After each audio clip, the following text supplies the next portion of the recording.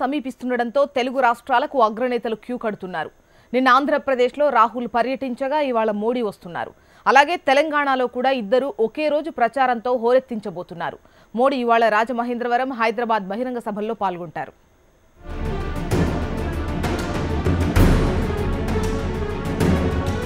గుంటూరు, విశాఖ, కర్నూలులో ఇప్పటికే ఎన్నికల ప్రచారం నిర్వహించిన ప్రధాని నరేంద్ర మోడీ ఇవాళ రాజమహేంద్రవరం వస్తున్నారు.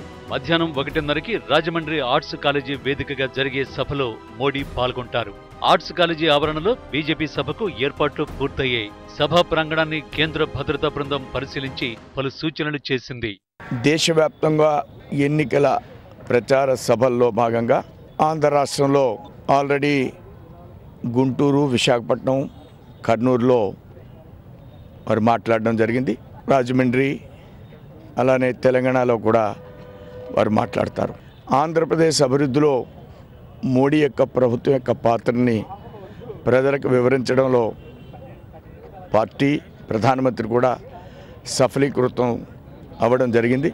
అన్ని పథకాల మీద వారు తన శైలిలో స్టిక్కర్ వేసుకుని ప్రచారం చేస్తున్నారు. ఇక రాజమండ్రి సభ తర్వాత మోడీ హైదరాబాద్ ఎల్బీ స్టేడియంలో జరిగే విజయ సంకల్ప సభకు హాజరవుతారు. గత నెల 29న పాలమూరులో మోడీ సభ విజయవంతం కావడంతో అదే ఉత్సాహంతో ఎల్బీ స్టేడియం సభను సక్సెస్ చేయాలనే పట్టుదలతో బీజేపీ నేతలు పనిచేస్తున్నారు. మోడీ సభ తర్వాత తెలంగాణలో బీజేపీ బలం మరింత పెరుగుతుందని బీజేపీ నాయకులు చెబుతున్నారు. రాష్ట్రంలో జరుగుతున్నటువంటి ఎన్నికల్లో బీజేపీ ప్రచారం దూసుకుపోతా ఉన్నది.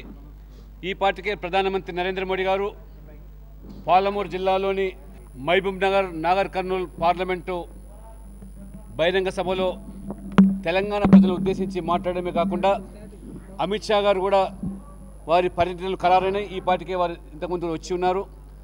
రాజ్నాథ్ సింగ్ గారు, అనేక మంది తెలంగాణలో విస్తృతంగా ప్రచారం చేయబోతున్నారు. హైదరాబాద్లో జరిగేటువంటి నరేంద్ర మోడీ బహిరంగ సభ ద్వారా రాష్ట్రంలో భారతీయ జనతా పార్టీ అసలైన సిసలైన ధీటైన ప్రత్యయం టీఆర్ఎస్ పార్టీకి, అధికార పార్టీకి బీజేపీ అని చెప్పి ఇది రుజువు కాబోతున్నది.